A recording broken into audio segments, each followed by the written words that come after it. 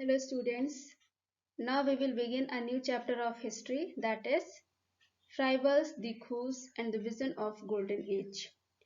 तो इस चैप्टर का ये नाम क्यों पड़ा? देखो, before that we have studied about the British because in this whole book we will study about the British कि कैसे ब्रिटिश इंडिया में आते हैं एक ट्रेडर के रूप में, लेकिन जब उनको ट्रेडिंग में प्रॉब्लम होती है, यहाँ के रूलर्स प्रॉब्लम क्रिएट करते हैं उनके लिए और वो ज़्यादा प्रॉफिट नहीं गेन कर पाते, तो अपने बेनिफिट के लिए वो यहाँ पे अलग अलग पॉलिसी अडॉप्ट करते हैं, पॉलिसी को इम्प्लीमेंट करते हैं, like doctrine of lapse, subsidiary alliance, direct military confrontation, appointment of residents, and with these policy they slowly and gradually almost control all over the territory.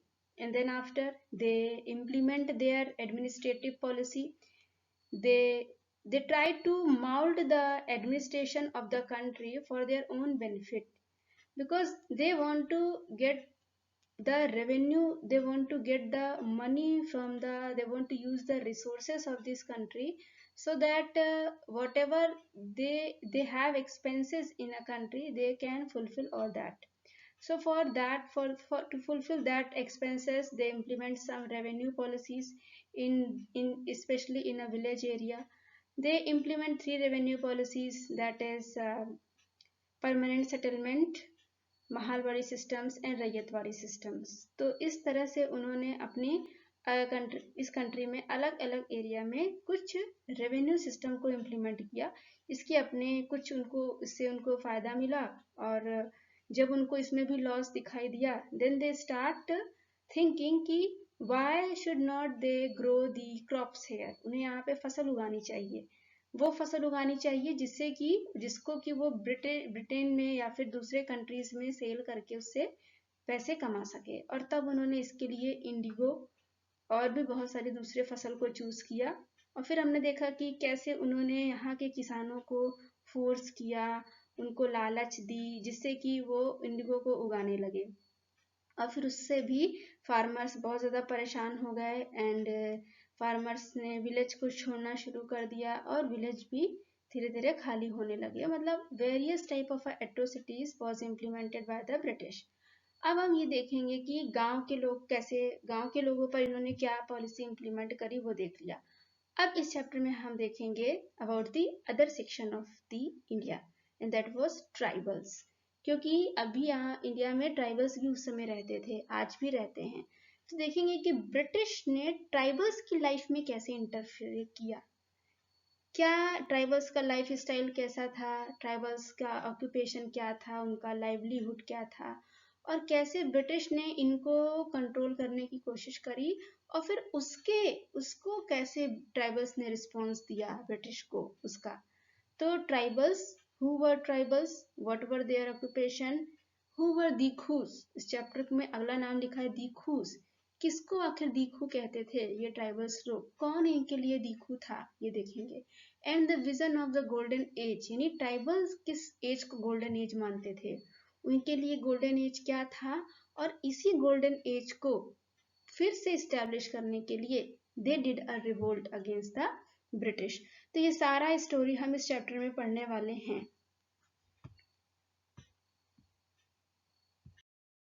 So what we are going to study, हम क्या इस chapter में आखिर पढ़ने वाले हैं, सबसे पहले ये जानना जरूरी है। तो पहले हम देखेंगे कि who were the outsiders being referred to as a दीखूस। ये जो दीखू शब्द आया है, जिनको ट्राइबल्स लोग दीखू मानते थे, कौन लोग थे ये, किन के लिए ये वर्ड आया है दीखूस। Then how did tribals live, आखिर ट्राइबल्स का ट्रेडिशनल लाइफ क्या था, उनका वे ऑफ लिविंग क्या था, कैसे वो रहा करते थे, क्या काम किया करते थे, ये देखेंगे।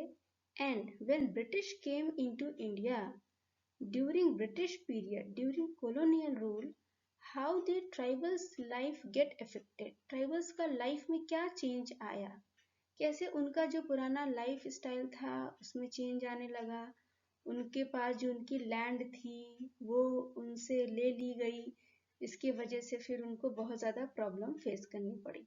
तो इन सब चीज़ों के बारे में हम यहाँ पर पढ़ेंगे। So who are the tribal peoples? A tribal peoples is a group of the people united by a common name, culture, language and territorial ties are found among them. मतलब जो एक ट्राइब होती है वो एक कुछ लोगों का समूह होता है, कुछ लोगों का ग्रुप होता है और उस ग्रुप का अपना एक खास भाषा होगी, उसका अपना एक खास लिविंग लिविंग स्टाइल होगा और उस ग्रुप के लोगों के बीच में एक भाईचारे का संबंध होगा, एक रिलेशनशिप होगी. Okay, they have a specific culture, specific language, and these people will be living at a particular place. मतलब सपोज करिए कि नागा ट्राइब, तो नागा ट्राइब आपको नॉर्थ ईस्ट के ही एक कुछ खास क्षेत्रों में दिखाई देगी और उस नागा ट्राइब का जो रहने का तरीका है, उनकी भाषा, उनका उनका त्योहार, उनका उनका जीने का तरीका, उनका ड्रेसअप, उनके उनके behaviour, somehow it is different from the tribe that is living in other part of the country. तो एक जो ट्राइब होती है वो एक किसी एक खास एरिया में रहती है. तो नॉर्थ ईस्ट की ट्राइब भी एक खास एरिया में रह रही है, यूपी के भी किसी एक छोटे से वर्ल्ड में, छोटे से पॉकेट में, किसी एक एरिया में कोई एक विशेष ट्राइब रह रही होगी. तो इस तरीके से ये लोगों का ग्रुप होता है. And tribe is in India form a very important part of total population.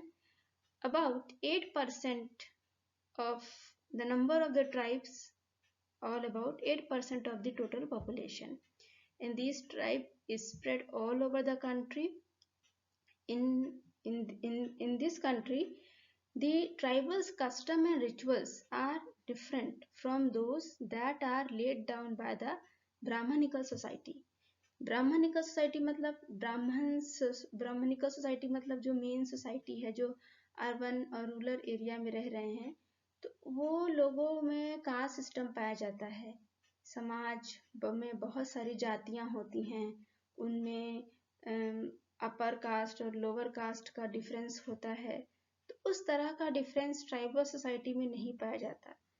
Tribal society में may be somehow there will be some social and economic differences, but that difference will be different from the Brahmanical societies.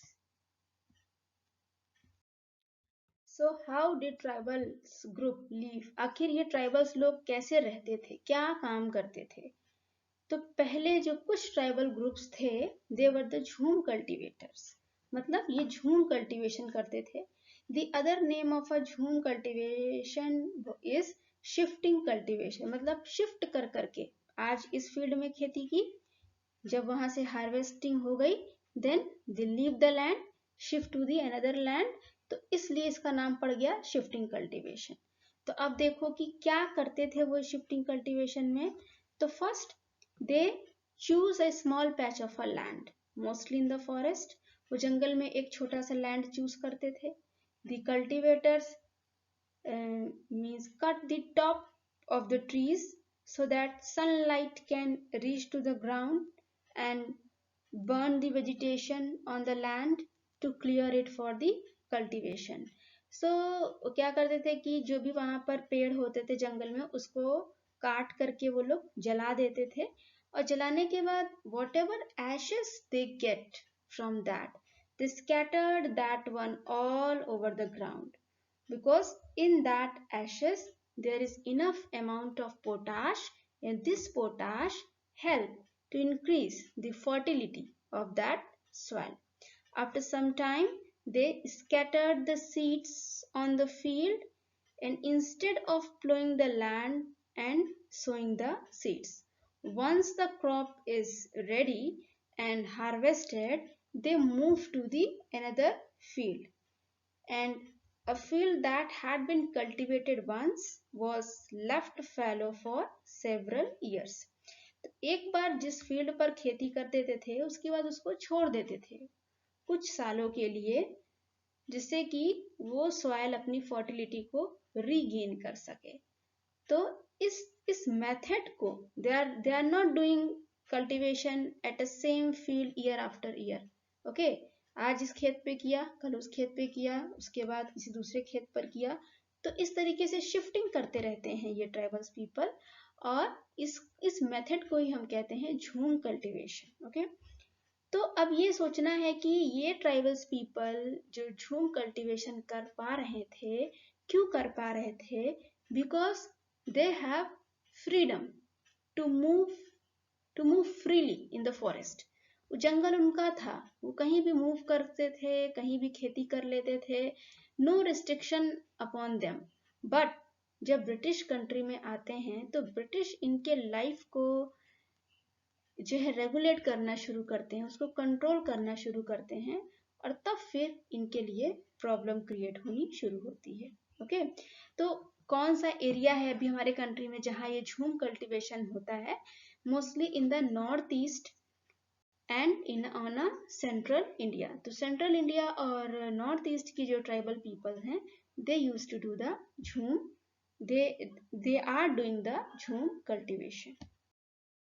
Some were, second क्या है, सम वर Hunter and gatherers. तो कुछ तो shifting cultivation किया करते थे, लेकिन कुछ ऐसे भी ट्राइब्स थे जो हंटिंग और गैदरिंग का काम किया करती थी। तो in many reasons tribal groups lived on hunting animals and gathering forest product. Okay, so they regularly went out on collective hunts and then divide the meat among themselves.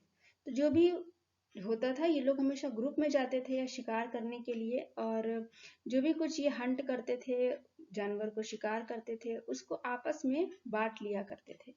ठीक है, they also gathered the fruits, roots, and also they cook the food with the oil that they extract from the seed of a साल and महुआ।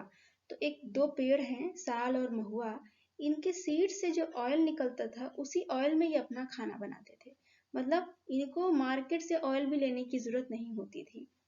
और क्या क्या ये जंगल में इकट्ठा करते थे? They collect the shrubs and herbs for medicinal purpose.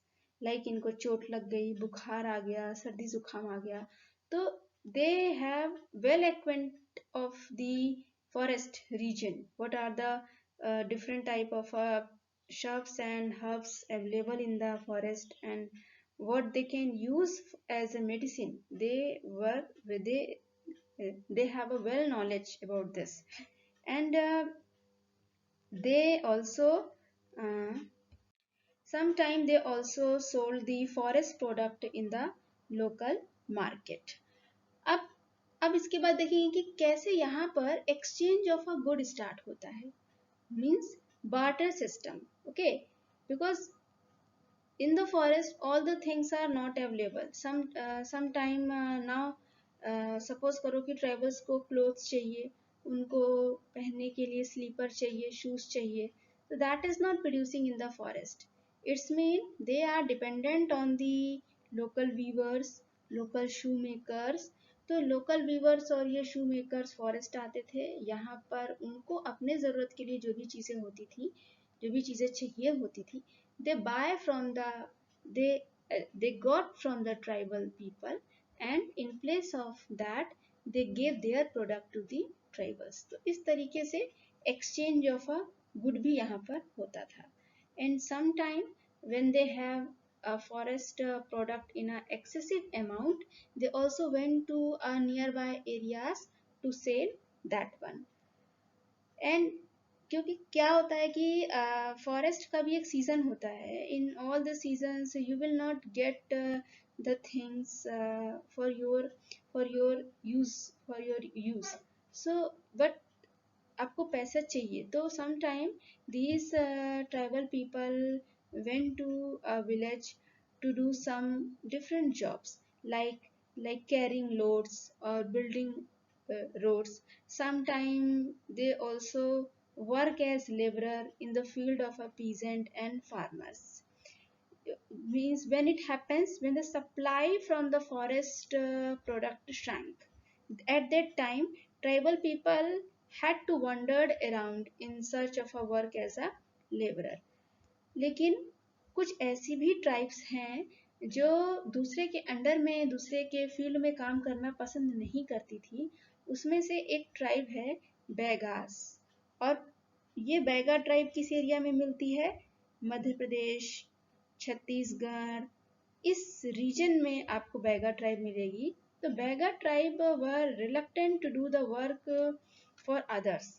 These Bega tribes saw themselves as the people of the forest. मतलब they think that we are the king of the forest. We are the master of the forest. How can we work for the others? तो ये Baiga tribe ने दूसरों के under में रहना और काम करना बिल्कुल भी पसंद नहीं किया कभी भी। ओके, ये सोचते थे कि this is the below the dignity of our. इससे उनका जो सम्मान है, आत्मसम्मान के खिलाफ था उनके। तो ये कभी भी किसी के अंडर में लेबरर नहीं बने। और tribal groups need to buy and sell in order to able to get the goods that were not produced within the locality. तो ट्राइबल्स पीपल को तभी कोई चीज खरीदनी पड़ी जब वो चीज फॉरेस्ट में नहीं उग रही है। लेकिन अब कोई बेचने आएगा फॉरेस्ट में, तो slowly and gradually some traders from the from town region or outer than the forest came to these tribal people to sell their product. तो धीरे धीरे ट्राइबल्स ने इस चीज को भी खरीदना, बाहर की चीजों को भी खरीदना शुरू किया। बट ये ट्रेडर्स लोग चीजों को बहुत ही हाई प्राइस पर सेल किया करते थे। लेकिन जब किसी चीज की हैबिट हो जाती है आपको, तो आप उस पर डिपेंडेंट हो जाते हैं। इसी तरीके से ट्राइबल्स लोगों की भी जब डिपेंडेंसी बढ़ने लगी ये बाहर की चीजों पर, तो अगर आप महंगा भी दे रहे हैं तो भी उसकी मजबूरी हो जाएगी उसको खरीदना। तो it's happen there. And when tribals people do not have money to buy the things, then they start taking the loan from the money lenders। और फिर उसी फॉरेस्ट में मनी लैंडर्स का भी आना शुरू हो गया, और मनी लैंडर्स ने ट्राइबल्स को लोन देना शुरू कर दिया, कुछ पैसे उधार देने शुरू कर दिए।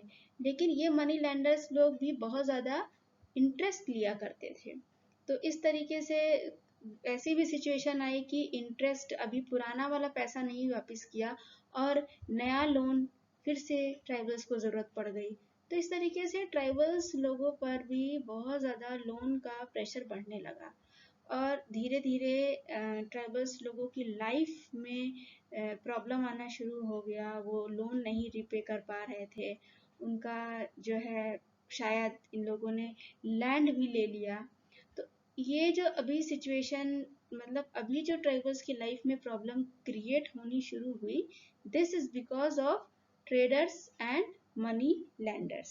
So these traders and money lenders were also outsiders, and they are also played the role in creating the problems in tribal people. So आगे चल के जो ट्राइबल्स लोग हैं वो इन्हें भी पसंद नहीं करते हैं, और इनको भी दीखू के रूप में देखते हैं, और इन्हें भी अपने फॉरेस्ट से बाहर निकालने की कोशिश करते हैं। In some part of the country, tribals involve in transhuman activity, means they do seasonal migration from plain to hillside and vice versa. Okay, as you know that especially in a winter season, when on a hilltop, when there is a ice cover, at that time there is a no grass availability, so herders were compelled to come down on the plain region. There they get the grasses, so their animals can feed on on that places. And when there is a summer season, when after melting the snow on the hillside, and then grasses will start growing at the hilltop region, then these herders will leave the plain region, and then they will move to the hillside. तो एक साल में ये 2 बार movement करते थे। एक बार ऊपर पहाड़ी से, जब ऊपर पहाड़ी पर अगर ग्रास है तो ऊपर अपने जानवरों के साथ चले जाते थे, वहाँ थोड़े समय के लिए टेम्पररी सेटलमेंट बना लेते थे। और जब गर्मी के सीजन में ठंडी के सीजन में जब पहाड़ों के ऊपर बर्फ जम जाती है तो ये लोग नीचे उतर करके मीन्स प्लेन रीजन में आ जाते हैं। तो इस तरीके से इनका life, they are the pastoralist and their lives are dependent on their animals and animal से इनको मिल्क, वुल और मेन्योर, ये सब चीज़ें जो भी मिलती थी उसका यूज करके ये अपने लाइफ को जीते थे। तो there are some tribals in our country who are herders. उसमें से एक है Van Gujjar of Punjab hill. Punjab hill में एक प्रजाति रहती है, एक ट्राइबल रहते हैं, वो है वन गुज्जर। फिर लबादीज ऑफ आंध्र प्रदेश, गद्दीज ऑफ हिमाचल प्रदेश, कश्मीर के बकरवाल्स। तो ये सभी कुछ नेम ऑफ द ट्राइब्स हैं जो बेसिकली हर्डर्स हैं, जो पेस्टोरलिस्ट हैं। ओके, कुछ ऐसे ट्राइब्स हैं those who took the work of a settled cultivation, जिन्होंने एक जगह ठहर करके खेती करनी शुरू करी। So many tribals group begin settling down and cultivating their fields at one place one year after year. कुछ ऐसी ट्राइब्स भी थी। So they start plowing the field and sowing the seeds, and slowly and gradually they got the right over the land they lived on. तो क्या हुआ धीरे धीरे कि पहले शिफ्टिंग कल्टीवेशन में किसी भी पर्सन का किसी जमीन पर कोई अधिकार नहीं होता था कि हाँ ये मेरी जमीन है, ऐसा नहीं होता था, क्योंकि वो हमेशा शिफ्ट करता रहता था। लेकिन अब क्या हो गया, सेटल्ड कल्टीवेशन में जब कोई एक इंसान एक ही जमीन पर बार बार खेती करेगा तो अब ये उसकी अपनी जमीन हो जाएगी। तो इस तरीके से धीरे धीरे जो ट्राइबल ग्रुप सेटल्ड कल्टीवेटर्स थे, they start gaining their rights on their own land. Okay, so like Munda of a छोटा नागपुर रीजन जो कि झारखंड में है, वहां पर एक मुंडा ट्राइब रहती है। तो उन लोगों के लिए land belongs to the clan as a whole. उनका एक पूरा क्लैन होता था, उनका एक पूरा ट्राइबल ग्रुप होता था, और वो पूरा ट्राइबल ग्रुप सेटल्ड कल्टीवेशन कर रहे थे उस समय। तो उनका उस लैंड पर पूरी तरीके से अधिकार हो गया। ओके, सो क्या होता है कि धीरे धीरे all of them had right on the land, and very often some people within the clan acquire more power than the other, and some become the chief and other followers. धीरे धीरे क्या होता है कि उन्हीं ट्राइबल्स में से कोई एक उनका लीडर बन जाता है, एक उनका राजा बन जाता है, और दूसरे लोग फिर जो भी वो कहता है उसको फॉलो करने लगते हैं। और थोड़े समय बाद powerful mens often rented out their lands instead of cultivating it themself. कुछ समय बाद क्या होता है कि these powerful people have a lot of a land, तो they cannot do all the farming activity by themselves, so they start renting their lands to other people. वो धीरे धीरे दूसरे लोगों को अपनी जमीन दे देते हैं कि तुम काम करो, और जो भी यहाँ पर ग्रो होगा उसका एक पार्ट या 2 पार्ट मैं ले लूंगा, बाकी तुम रखना। तो इस तरीके से रेंट देने का भी काम ये लोग वहां पे करने लगे। Now British officials saw settled tribal groups like Gond and Santhal as more civilized than the hunter gatherers और shifting cultivators. तो ब्रिटिश का क्या मानना था, वो ये मानते थे कि ये जो सेटल्ड कल्टीवेटर्स हैं ऐसा ही होना चाहिए ट्राइबल्स को, ये लोग ही सिविलाइज्ड हैं, इनको ही रहने का तरीका आता है। और ब्रिटिश की नज़र में जो लोग शिफ्टिंग कल्टीवेटर मीन्स जो लोग झूम कल्टीवेशन कर रहे हैं या जो हंटर गैदरर्स हैं, they are not civilized people. Okay, so those who lived in the forest were considered to be wild and savage. British क्या मानते थे कि जो लोग भी जंगल में रहते हैं वो वाइल्ड हैं, they are uncivilized, and so British assumed themselves as the guardian of the whole country. और तब उन्होंने ये सोचा कि हमारे ऊपर ये रिस्पॉन्सिबिलिटी है कि हम इन लोगों को सिविलाइज्ड बनाएंगे। और तब उन्होंने ये सोचना शुरू किया कि सिविलाइज्ड बनाने के लिए it is necessary that first they made these tribal people as a settled people। जो घूम घूम कर काम करते हैं, ये घूमना इनका बंद होना चाहिए और इन्हें एक जगह रुक करके अपना काम करना चाहिए। तभी हम इन पर अपना रूल्स रेगुलेशन, अपना जो भी इनका मेथड था वो सब इम्प्लीमेंट कर सकते थे। तो ऐसा ब्रिटिश लोगों का सोच था।